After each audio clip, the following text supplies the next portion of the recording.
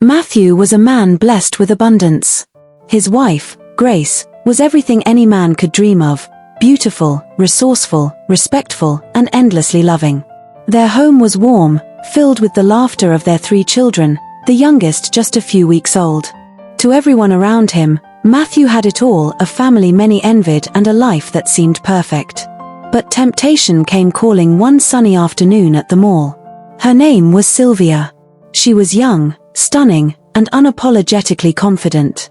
When Matthew's lingering gaze met hers, she didn't look away. Instead, she walked up to him, her smile disarming. "You've been staring. Might as well say hello," she said. Her boldness intrigued him.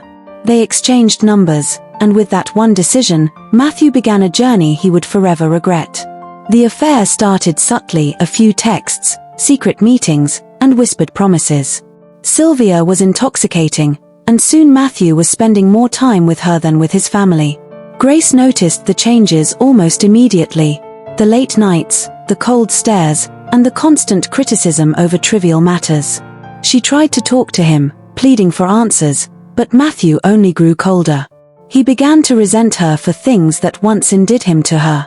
Her weight gain after their 3rd child became a frequent point of contention.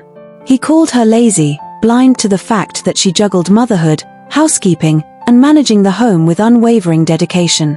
Grace reached out to his family, begging them to talk sense into him, but Matthew dismissed their concerns. "I'm just tired," he lied. In truth, he had already drifted too far into Sylvia's web. Unbeknownst to Matthew, Sylvia's fascination with him was spiraling into obsession. At first, she enjoyed the thrill of being his escape. But as time went on, she grew jealous of the life Grace had, the life she wanted. Her frustration turned to anger when Matthew, despite his neglect, refused to leave his family for her. Sylvia decided if she couldn't have him fully, no one else would. The opportunity came one day when she crossed paths with the family's house help, a naive and kind-hearted girl named Blessing. Sylvia befriended her, offering her small gifts and chatting with her during her errands. One day, she handed Blessing a small packet of powder.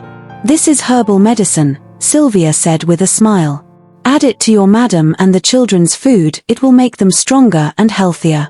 Blessing, trusting and unaware, took the packet and did as Sylvia instructed. That evening, after preparing dinner, she laced Grace and the children's meal with the substance. Grace fed her children and later breastfed her baby before putting them to bed. She, too, retired for the night, not knowing it would be her last. The next morning, the house was eerily quiet.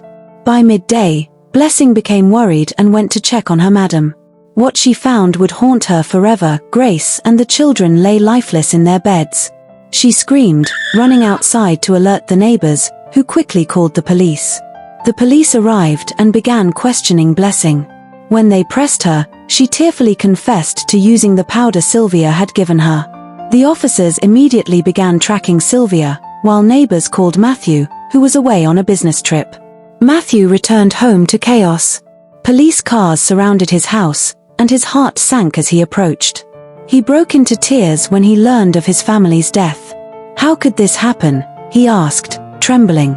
When the police informed him that the house help had confessed to poisoning the food under Sylvia's instructions, his blood ran cold. Sylvia was apprehended within days. During her interrogation, she admitted to orchestrating the crime, her jealousy pushing her to eliminate the family she saw as an obstacle.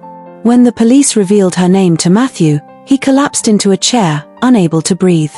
It wasn't just the loss of his wife and children that shattered him, it was knowing his betrayal had led to their deaths. Matthew lived the rest of his life in agony, haunted by the faces of his wife and children. He often stared at their family photos, wishing he could turn back time. Grace had given him everything: her love, her loyalty, her life, and he had thrown it away for a fleeting thrill. His home, once filled with laughter, was now a silent monument to his regret. Moral of the story: the grass isn't always greener on the other side. Moments of weakness and betrayal can have irreversible consequences. Treasure what you have before it's too late, for some mistakes cost more than you can bear. Thanks for watching.